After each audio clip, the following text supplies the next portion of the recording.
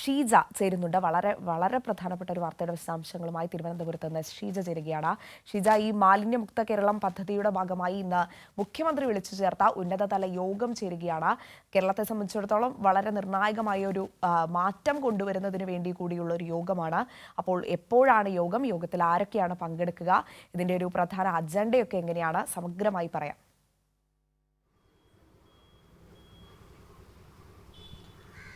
Good morning Anjana. ഏതായാലും ഇന്നിപ്പോൾ മുഖ്യമന്ത്രി മാലിന്യമുക്ത കേരളത്തിന് വേണ്ടി ഒരു സർവകക്ഷി യോഗമാണ് വിളിച്ചിട്ടുള്ളത്. അത് ചേരുന്നത് ഉച്ചയ്ക്ക് ശേഷം 3:30-ക്കാണ് ഈ സർവകക്ഷി യോഗം ചേരുന്നത്.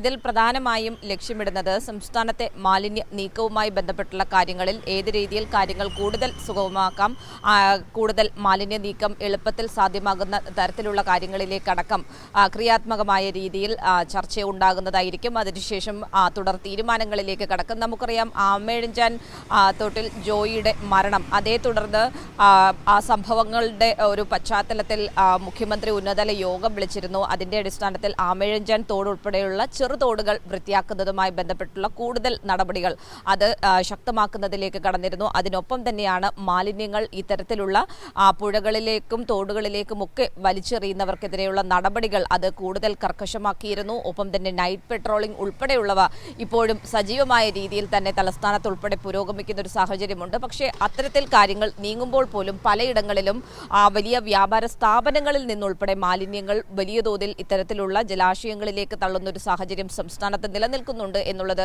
ഒരു വസ്തുതയാണ്. അതിനെ കൃത്യമായ രീതിയിൽ നേരിട്ട് തന്നെ മുന്നോട്ട് പോകേണ്ടതുണ്ട് എന്നുള്ളതാണ് സർക്കാർ തീരുമാനിച്ചിരിക്കുന്നത്. അതിൽ എല്ലാ കക്ഷി നേതാക്കളുടെയും കൂടി അഭിപ്രായം ആരാഞ്ഞുകൊണ്ട് മുന്നോട്ട് പോകുക. ഏതായാലും മാലിന്യമുക്ത കേരളം എന്നുള്ളത് സംസ്ഥാനത്തിന്റെ ഒരു ലക്ഷ്യമാണ്. അതുകൊണ്ട് അത് കൈവരിക്കുന്നതുമായി ബന്ധപ്പെട്ട് ഏതൊക്കെ തരത്തിലുള്ള തുടർ നടപടികളിലേക്ക് കടക്കേണ്ടതുണ്ട് എന്നത് തന്നെയാണ് ഇന്നത്തെ ഈ ഒരു യോഗം പ്രധാനമായും ചർച്ച ചെയ്യുക. അതിനൊപ്പം തന്നെ സംസ്ഥാനത്ത് പ്രത്യേകിച്ചും റെയിൽവേയുടെ മാലിന്യ നീക്കവുമായി ബന്ധപ്പെട്ടുള്ള കാര്യങ്ങളിലൊക്കെ നഗരസഭയുടെ ഇടപെടലിലൂടെ ആ രീതിയിൽ ഉള്ള മാലിന്യ നീക്കം ഇപ്പോൾ ആരംഭിച്ചു കഴിഞ്ഞിട്ടുണ്ട്.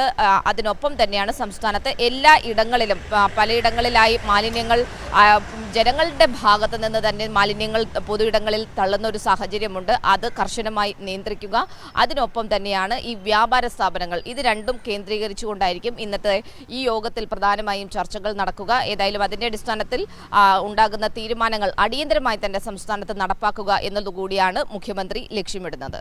അഞ്ജന, ഈ നടപടിക്രമങ്ങൾ, അതായത് ഈ മാലിന്യം വലിച്ചെറിയുന്നതുമായി ബന്ധപ്പെട്ട് ഒക്കെ വലിയ രീതിയിലുള്ള നടപടികളിലേക്കൊക്കെ കടക്കുന്നതിന് വേണ്ടിയുള്ള തീരുമാനങ്ങളൊക്കെ ഉണ്ടായിട്ടുണ്ട്. അപ്പോൾ ഇന്നത്തെ ഒരു യോഗം കൂടി കഴിയുമ്പോൾ അതൊക്കെ കൂടുതൽ കർശനമാകാനുള്ള ഒരു സാഹചര്യം കൂടി ഉണ്ടല്ലേ? തീർച്ചയായും അഞ്ജന, അതിൽ ഒരു തരത്തിലുള്ള സംശയവുമില്ല. കാരണം ഈ മാലിന്യ നീക്കം സംസ്ഥാനത്ത് പലയിടങ്ങളിലായി മാലിന്യം നിക്ഷേപിക്കുന്നതുമായി ബന്ധപ്പെട്ടാണ് സംസ്ഥാനത്ത് ഒരു പുനർചിന്തനം ഉണ്ടാകേണ്ടത്. അത് ജനങ്ങളുടെ ഭാഗത്ത് നിന്ന് തന്നെയാണ് ഉണ്ടാകേണ്ടത് എന്നുള്ളതാണ് എടുത്തു പറയേണ്ടത്. കാരണം ഇപ്പോഴും പലയിടങ്ങളിലും ക്യാമറകൾ സ്ഥാപിച്ച് ഈ ജലാശയങ്ങളിൽ മാലിന്യം തള്ളരുത് എന്നുള്ളത് നേരത്തെ തന്നെ സർക്കാർ വ്യക്തമാക്കിയിട്ടുള്ളതാണ്. പക്ഷേ രാത്രിയുടെ മറവിൽ പലയിടങ്ങളിലായി മാലിന്യങ്ങൾ ഈ രീതിയിൽ ഇപ്പോഴും നിക്ഷേപിക്കപ്പെടുന്നുണ്ട്. അത് ക്യാമറ ഇല്ലാത്ത സ്ഥലങ്ങൾ നോക്കി ജനങ്ങൾ തന്നെ മാലിന്യങ്ങൾ നിക്ഷേപിക്കുന്നതുണ്ട്. അതിനൊപ്പം തന്നെയാണ് ഇത്തരത്തിലുള്ള വ്യാപാര സ്ഥാപനങ്ങൾ, വലിയ തോതിലുള്ള ഒരു ചൂഷണമാണ് വ്യാപാര സ്ഥാപനങ്ങൾ നടത്തിക്കൊണ്ടിരിക്കുന്നത്. പുഴകൾ പൂർണ്ണമായും മലിനമാക്കുന്ന തരത്തിലുള്ള നടപടികൾ വ്യാപാര സ്ഥാപനങ്ങളുടെ ഭാഗത്ത് നിന്നും ഉണ്ടാകുന്നുണ്ട്. അതുകൊണ്ട് തന്നെയാണ് കർശനമായിട്ടുള്ള നടപടികൾ ഉണ്ടായേ മതിയാകൂ എന്നുള്ളത് സർക്കാർ തീരുമാനിച്ചിരിക്കുന്നത്. പക്ഷേ അത് സർവകക്ഷി യോഗം വിളിച്ചുകൊണ്ട് എല്ലാ കക്ഷി നേതാക്കളുടെയും അഭിപ്രായം കൂടി തേടി മുന്നോട്ട് പോകുക എന്ന ലക്ഷ്യമിട്ടാണ് ഇന്നത്തെ ഈ യോഗം ചേരുന്നത്. അഞ്ജന, ശരി, ശ്രീജയാണ് ഇന്നത്തെ സർവകക്ഷി യോഗത്തിന്റെ സമഗ്ര വിവരങ്ങൾ പങ്കുവച്ചത്. എന്തായാലും യോഗം 3 മണിയോടുകൂടിയാണ് നടക്കാൻ പോകുന്നത്. യോഗത്തിന് ശേഷം കർശന നടപടികളിലേക്ക് ഈ മാലിന്യം വലിച്ചെറിയുന്നവരും ഇതൊക്കെ അനാവശ്യമായി ഉപയോഗിക്കുന്നവരും ഒക്കെ സൂക്ഷിക്കുക. എന്തായാലും മാലിന്യമുക്ത നവകേരളം എന്ന് പറയുന്ന പദ്ധതിയുമായി സംസ്ഥാന സർക്കാർ മുന്നോട്ട് പോവുകയാണ്. കർശന നടപടി സ്വീകരിച്ച് മാത്രമേ ഈ ഒരു വിഷയത്തിൽ, മാലിന്യം അനാവശ്യമായി വലിച്ചെറിയുന്ന വിഷയത്തിൽ മുന്നോട്ട് പോകാൻ സംസ്ഥാന സർക്കാരിന് സാധിക്കുകയുള്ളൂ. എന്തായാലും എന്തൊക്കെയാണ് ഇനി മുന്നോട്ട് വരുന്ന ക്രമീകരണങ്ങൾ തുടങ്ങിയ കാര്യങ്ങളൊക്കെ യോഗത്തിന് ശേഷം നമുക്ക് അറിയാൻ സാധിക്കും.